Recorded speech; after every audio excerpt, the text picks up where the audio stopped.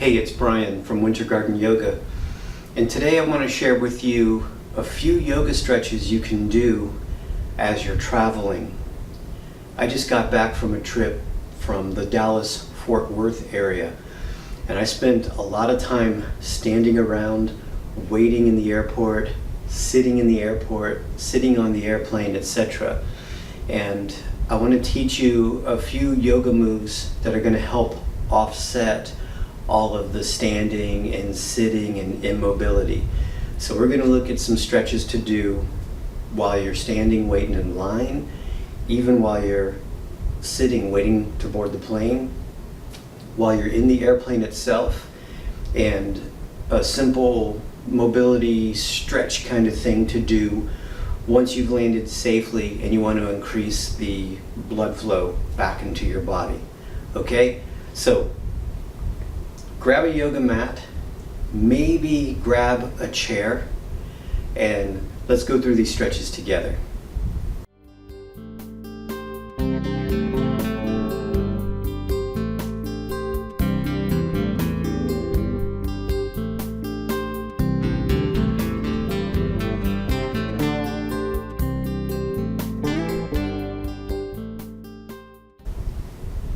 Awesome. So the first thing to do while you're waiting in line, while you're waiting to board, while you're standing around, number one is breathe. You want to be able to breathe in and out through your nose and in and out through your tummy. It's called diaphragmatic breathing. You just put a tiny little smile on your face, almost imperceptible. A little smile on your face sends a signal to your brain, everything's all right. The diaphragmatic breathing soothes your nervous system and keeps you calm. So number one is just breathe in and out through your nose. Slight smile on your face. Now the first yoga stretch we're going to do is called mountain pose. Mountain pose is just a very subtle and powerful way that we can stretch out the front of our hips and strengthen our glutes and just help keep our posture as optimal as possible while we're waiting in line. So let me turn sideways. Most of the time, most of us stand forward and kind of slouchy. Something like this. Mountain pose, we want to try to reverse it. Try to get into your heels a little bit more. Just a little bit. Your feet are still going to be flat on the ground, but find your heels a little bit more because that will help extend your legs. Once you found your heels, try to stack your hips, shoulders, and ears. So you may have to pull your head back. Once you're feeling pretty stacked, ears over shoulders, over hips, over knees, over ankles, we want to tuck the pelvis under. It's called a posterior pelvic tilt. The way it looks kind of is the back part of your pelvis drops and the front part of your pelvis lifts. So it's almost like doing an abs crunch, kind of, because you'll feel your abs start to work. You should feel a stretch in the front of your hips, and you'll feel your glutes working. And you're just trying to get taller and taller and taller. Breathe in and out through your nose. Keep tilting your pelvis in a posterior way. Hold for 5 breaths at a time. And release. The next pose builds off of mountain. So get your feet about hip width apart, still breathing in and out through your nose, still breathing in and out through your tummy. Posterior pelvic tilt, getting taller and taller. And we're just going to push our hips to the side. Try to stay as upright as possible, but push your hip to the side. Breathe. Still doing your posterior pelvic tilt, and hopefully you'll feel a nice, powerful stretch in your upper glute, lower back of this leg, in this case my right leg. Breathe. You don't have to put your hand here if you don't want to. It just gives you a little bit more support, and it also just helps guide you to stretch correctly. Steady breathing. 5 calm breaths with a slight smile. Come back to standing, and we'll go to the other side. In this case, my left leg. Inhale. Posterior pelvic tilt. Push your hips to the left. Notice that it's not a very dramatic, stretchy kind of stretch, but it'll get in the right place and a nice, powerful stretch here. Soft breathing. Try not to collapse through your rib cage. Don't do that. You're trying to stay organized through your spine and your ribs and just move laterally, sideways through your hips, and breathe. And come out of that nice and easy. So while you're standing around, breathe in and out through your nose, breathe in and out through your tummy. Practice mountain pose. And if you feel safe, if you feel comfortable, practice the side bend as well. There's no set repetitions or times or anything like that. Just be aware. If you haven't bent sideways or you haven't done mountain pose in a little while, get up and do it, because it'll help offset all the stagnant waiting around. Awesome. So whenever you're sitting around, whether it's sitting at the airport or sitting in the airplane, let's try these moves. I'm going to turn sideways so you can see what's happening. And we begin with the neck. You can do these, by the way, if you got your seatbelt on. You can still do them within the confines of an airplane seat. You might just need to loosen the seatbelt just a tiny little bit so you can scooch away from the seat just a little bit. Okay, so first just sit up tall, and we're going to look up and down. As you inhale, look up. You try to feel a stretch here. As you exhale, look down. And you try to feel a stretch in the back of your neck.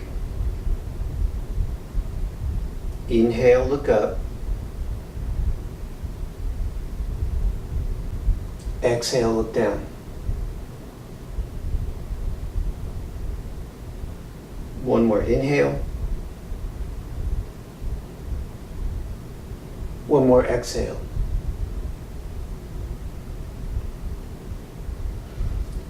You can do that 3 to 5 times, just until you start to feel the stress come out of your neck and shoulders. Next, we look side to side. Inhale is the center. Slight smile. Exhale, look over one shoulder. Inhale back to center. Look left.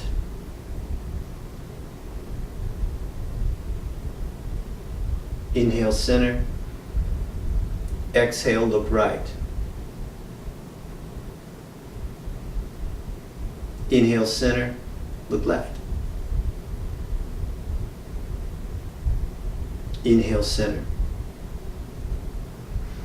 Now a little tip while you're doing the rotations of your neck, I keep my eyes closed because I don't want to make eye contact with my neighbor or someone in the airport. Could make things a little weird. So I will typically close my eyes. Inhale, center, eyes closed. Exhale, look over the left shoulder.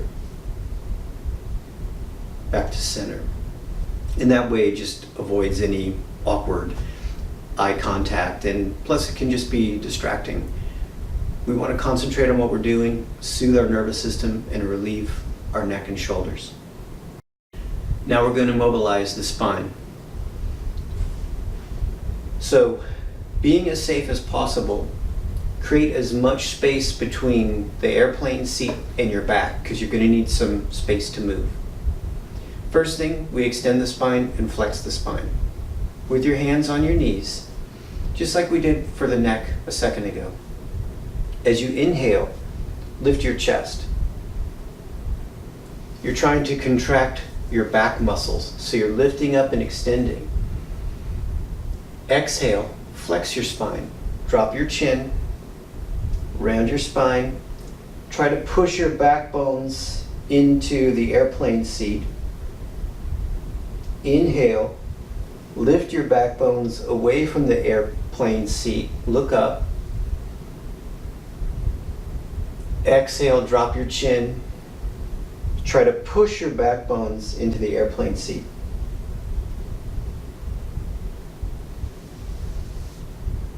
And back to center. Again, just like the neck rotations and the neck moves, you can repeat 3 to 5 times, or until you feel looser, you feel your circulation start to come back. The second part for the seated moves will be for the feet. We want to do heel raises and toe raises. So with your hands on your knees, as you inhale, lift your heels. Exhale, drop your heels. Inhale, lift your toes. Exhale, drop your toes. Inhale, lift your heels. Exhale, drop your heels. Inhale, lift your toes. Exhale, drop your toes. Again, repeating that 3, 5, 10 times. Contracting the lower limbs of your body just helps improve blood circulation, venous return of blood through your entire system. Another just little tip and trick that I use is drink a lot of water. If you drink a lot of water, number one, it'll help you stay hydrated. There's a lot of air conditioning involved with air travel in the plane, in the airport, and it can dry out your nasal passages, your palate, your throat, etc. When you stay hydrated, when you're drinking a lot of water, you're going to be forced at least every 30 to 45 minutes to get up and walk to the restroom. So it's a little secret benefit of staying hydrated. Not only does it help you stay hydrated, but it also helps you stay mobile because you have to get up and walk around. Now, last but not least, after you've stood around in the airport, after you've sat in that plane, you've traveled to your hotel room or your destination, let's do a variation of the dead bug that will help us improve our circulation. It'll help get our blood flow back. Lie flat on your back. Bring your legs up as high as you can and bring your hands up as high as you can. And then to the best of your ability, just make fists with your toes and your fingers. And you can flex and extend your wrists and your ankles. Just do your best. It's okay if your knees are bent. You don't have to have your legs super straight, but you're just doing your best to pump your blood and your lymph back into your torso and just increasing your circulation overall.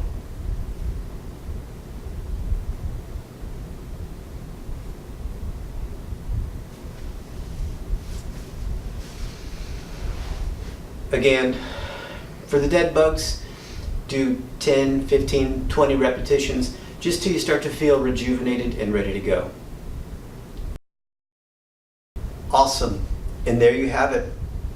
Yoga for travelers. Give those techniques a try. Let me know what you think.